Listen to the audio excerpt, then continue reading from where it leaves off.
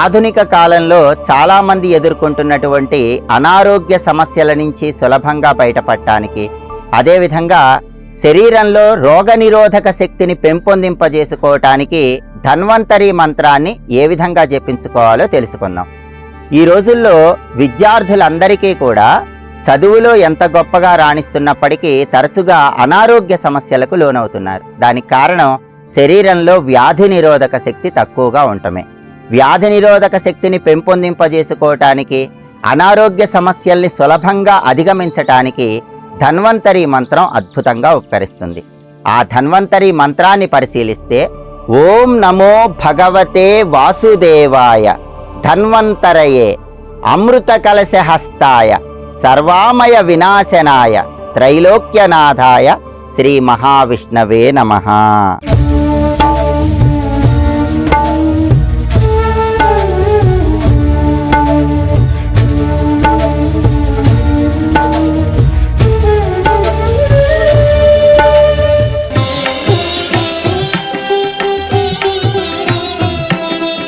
ఈ ధన్వంతరి మంత్రం వెనుక ఉన్నటువంటి పౌరాణిక గాథను మనం పరిశీలిస్తే, దేవతలు దానవులు క్షీరసాగర మథనం చేస్తున్నప్పుడు, అంటే పాల సముద్రాన్ని చిలుకుతున్నప్పుడు, సాక్షాత్తు మహావిష్ణువు అంశస్వరూపంగా ఒక చేతిలో అమృత భాండాన్ని ధరించి ధన్వంతరి ఆవిర్భవించాడని పౌరాణిక గ్రంథాలలో చెప్పారు.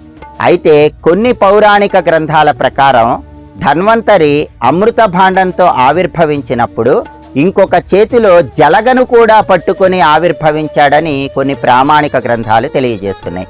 ఈ అమృత భాండం అనేది అమృత తత్వాన్ని కలిగింపజేయటానికి సంకేతము. అలాగే జలగను పట్టుకొని ధన్వంతరి ఎందుకు ఆవిర్భవించాడంటే, ప్రమాదకరమైనటువంటి అనువంశికపు వ్యాధులను తొలగింపజేయటానికి సంకేతంగా జలగను పట్టుకొని ఆవిర్భవించాడని కూడా అనేక పౌరాణిక గ్రంథాల్లో చెప్పారు.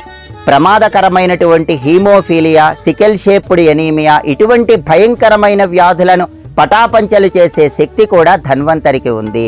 అన్ని అనారోగ్యాలను తొలగింపజేసే శక్తి ధన్వంతరి చేతిలో ఉన్నటువంటి అమృత భాండానికి ఉంది. అందుకే సాక్షాత్తు శ్రీ మహావిష్ణువు అంశస్వరూపంగా క్షీరసాగర మథనంలో కామధేనువు, కల్పవృక్షము, వీటన్నిటితో పాటుగా శ్రీ మహాలక్ష్మీదేవితో పాటుగా ధన్వంతరి కూడా ఆవిర్భవించాడని అనేక గ్రంథాలు తెలియజేస్తున్నాయి. అందుకే ధన్వంతరి మంత్రాన్ని పఠించడం ద్వారా వ్యాధి నిరోధక శక్తిని పెంపొందింపజేసుకోవచ్చు. ప్రధానంగా చిన్నపిల్లల్లో తరచుగా వచ్చేటటువంటి అనారోగ్య సమస్యల నుంచి చాలా సులభంగా బయటపడవచ్చు.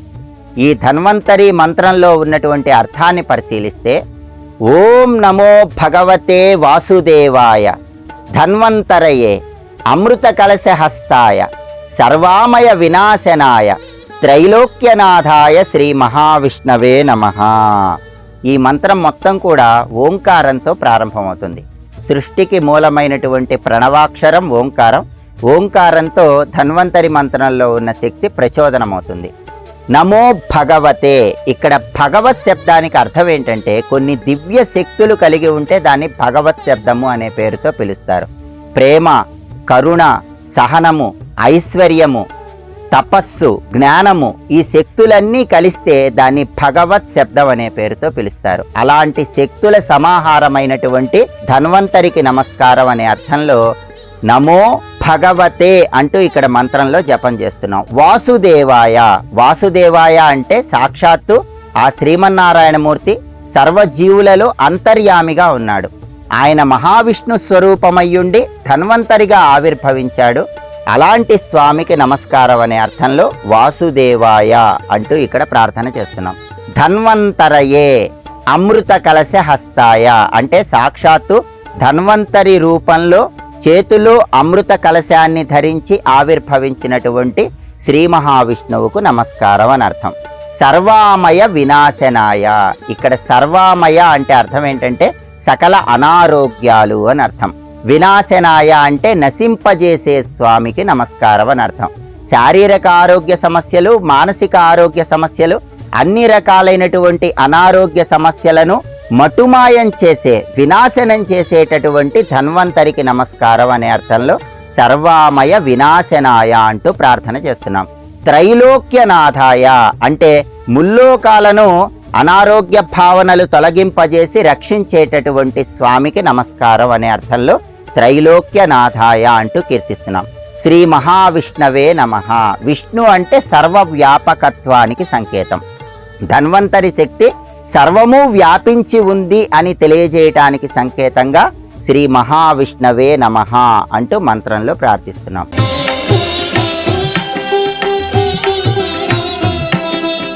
ఓం నమో భగవతే వాసుదేవాయ ధన్వంతరయే అమృత కలశహస్తాయ సర్వామయ వినాశనాయ త్రైలోక్యనాథాయ శ్రీ మహావిష్ణవే నమః.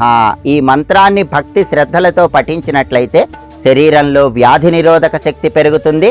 తరచుగా వచ్చేటటువంటి అనారోగ్య సమస్యల నుంచి పిల్లలు చాలా సులభంగా బయటపడవచ్చు. ఆధునిక కాలంలో చాలామంది విద్యార్థులు సెల్ ఫోన్ల వల్ల, టీవీల వల్ల అనేక రకాలైన అనారోగ్య సమస్యలకు లోనవుతున్నారు. అటువంటి విద్యార్థులందరూ కూడా సరైన సమయానికి ఆహారం స్వీకరించటం, సరైన సమయానికి నిద్రించటం, యోగాభ్యాసం లాంటివి పాటిస్తూ ఈ ధన్వంతరి మంత్రాన్ని పఠించినట్లయితే తరచుగా వచ్చే అనారోగ్య సమస్యల నుంచి చాలా సులభంగా బయటపడవచ్చు. వ్యాధి నిరోధక శక్తిని చాలా అద్భుతంగా పెంపొందింపజేసుకోవచ్చు.